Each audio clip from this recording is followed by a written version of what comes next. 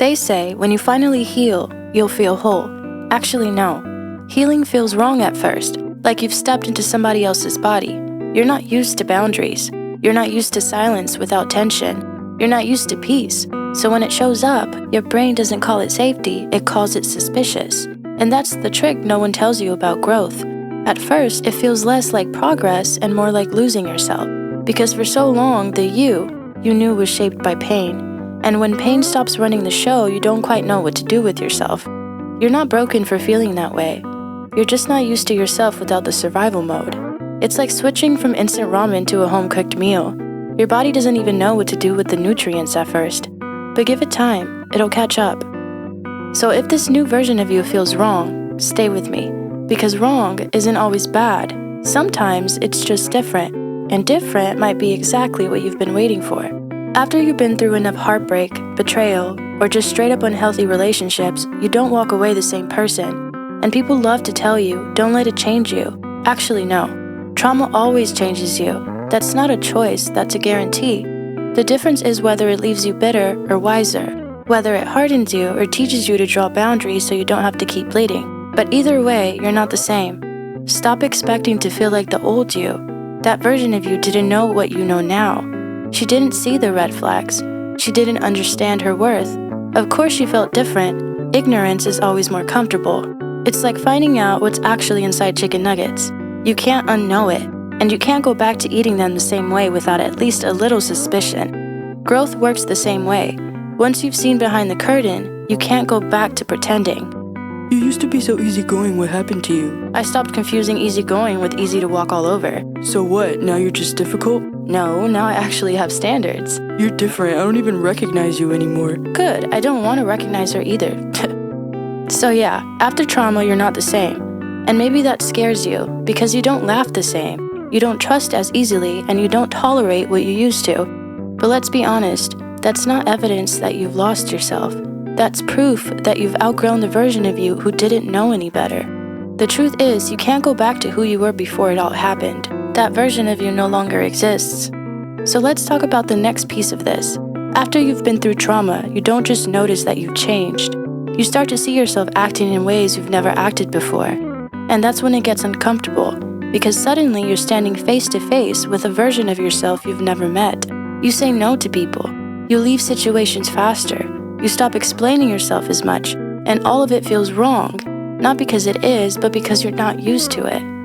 You've mistaken silence for kindness for so long that when you finally speak up, it feels mean. You've mistaken people-pleasing for love for so long that when you stop doing it, it feels selfish. It's like switching your ringtone after 10 years. The new one isn't bad, you just keep looking around like, whose phone is that? Until you realize it's yours. Wow, you said no to me, you never say no. Yeah, well, I guess I'm practicing. Practicing what? Not abandoning myself. That doesn't sound like you. Exactly, because the old me would have said yes, hated it, and then cried in the bathroom later. So when you hear yourself say things you never used to say, or you notice yourself pulling back from patterns that once defined you, don't panic. That doesn't mean you're fake. That doesn't mean you're cold. It means you're slowly rewriting who you allow yourself to be. And maybe it doesn't feel familiar yet, but one day it will. Because what you're doing now isn't abandoning who you are. It's finally stepping into it. And if you're in that space where you don't even recognize yourself, that's where therapy can be powerful. Not because it changes who you are, but because it helps you sort through all the noise of who you thought you had to be. If you've been considering it, I'll leave a link below for online therapy. Because sometimes having someone guide you through that transition makes it a little less scary. Now let's get into the heart of it. Because here's the thing. Just because something feels wrong doesn't mean it actually is wrong. Your nervous system is used to chaos. It's used to tiptoeing, people-pleasing, survival mode. So when you start acting differently, your body doesn't call it growth, it calls it danger. Your brain isn't a compass pointing you toward truth. It's a filing cabinet pointing you toward what's familiar. And familiar isn't always safe. Sometimes it's just predictable. It's like sleeping on a real mattress after years on the floor. Comfortable feels wrong when you're used to pain. You don't chase people anymore, what happened to you? I got tired of running. So you're just gonna let people walk away? Yeah, if they want to leave, me chasing them will make them stay. That doesn't sound like you. Exactly, because the old me would have begged. The new me just holds the door open. So if this new version of you feels wrong, That doesn't mean you've lost yourself. It just means you've stopped losing yourself for everyone else. Now here's the part most people miss. This version of you that feels so wrong, it's not some brand new stranger you've turned into. It's actually the you that's been buried under fear for years.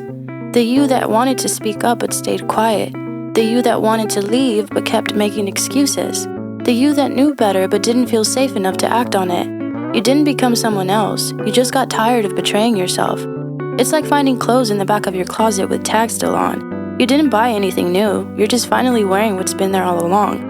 You've changed so much, you're like a different person. No, I just stopped hiding the person I already was. So this is the real you now? Yeah, it turns out she was under all the apologies and people-pleasing. Who knew? I kinda like the old version. Of course you did. She made your life easier, but she made mine miserable.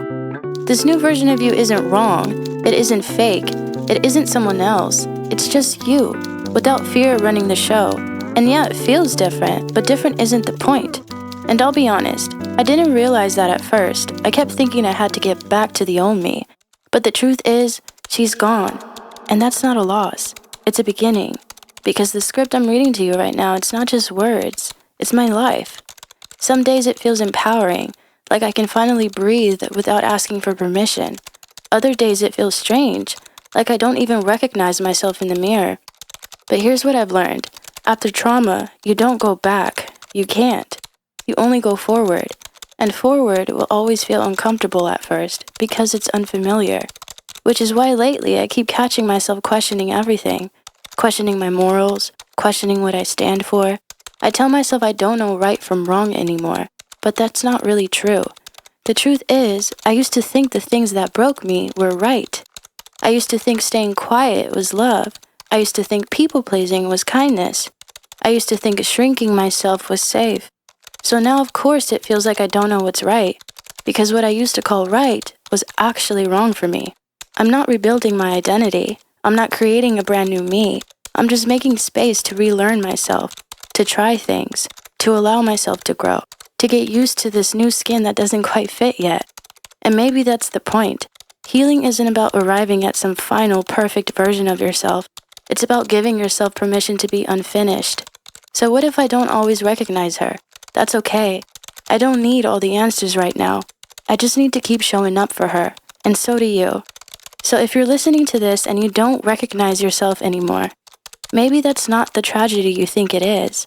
Maybe it's the beginning of finally meeting the version of you that's been waiting underneath it all. And if it feels strange, heavy, or even lonely at times, know that you're not the only one sitting with those questions. You're not broken for not feeling whole yet. You're just in the in-between. This isn't about becoming someone else. It's about finally coming home to yourself. And that takes time. Oh, and if you've made it this far, don't forget, subscriptions are my love language. I'll see you in the next one.